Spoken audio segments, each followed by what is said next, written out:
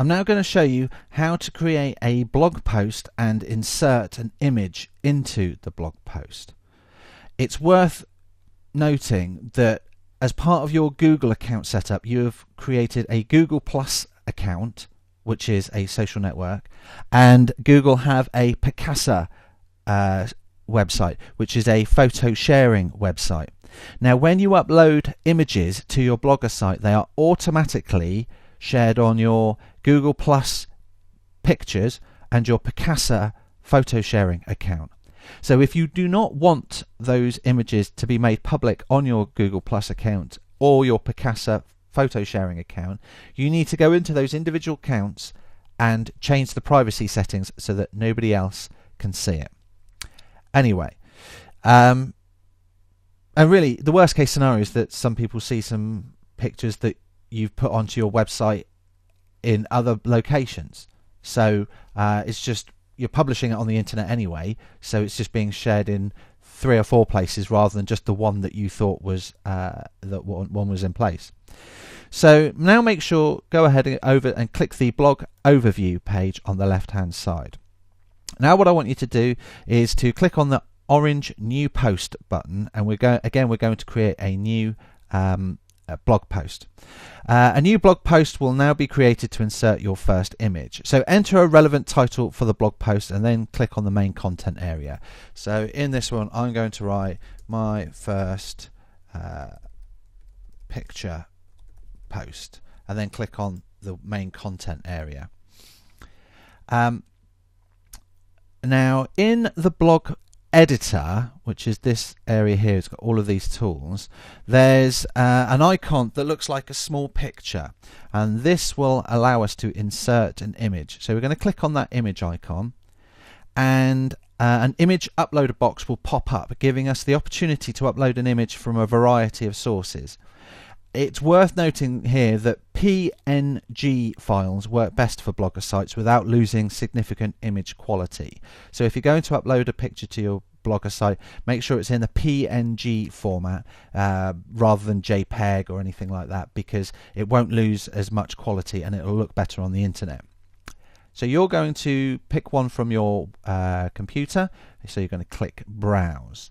So I think I'm going to look through some of my files and going to look at some of my images here for another course, and this is an advert that I made. So I'm going to click Open and wait for that to upload, and I'm going to make sure this is got the thick blue line around it, which means it's selected, and then I can then click this blue button at the bottom that says Add Selected. And there it is inserted into the blog post. So you can now manipulate some of the image settings.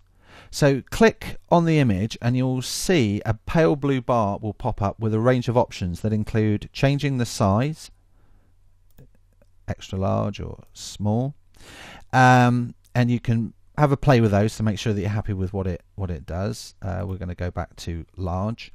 And you can also change to see if it goes to the left hand side of the post, in the center, or to the right. So we're going to just put that back in the center. Now what we want to do is to preview that to see what it looks like on the website. So there you can see it's got my post title and my image has now been inserted there. And as we change that, say, to the left, we can preview it again. And you can see it's moved over to the left hand side of the post, or we can close it. We can change it, move it over to the right again, preview, see what happens there, and it's moved over to the right hand side. Now you can keep playing with these settings until you are happy with the way it looks for your particular post. So now we're going to manipulate some of the image settings. What I want you to do is to hit return a couple of times so the cursor is down there. I'm now going to add in another image because there's something I want to show you, and it's very important. It's a very important thing we've got to learn for later on. Let's have a look. What sort of images have we got? Let's go with that orange striped tie.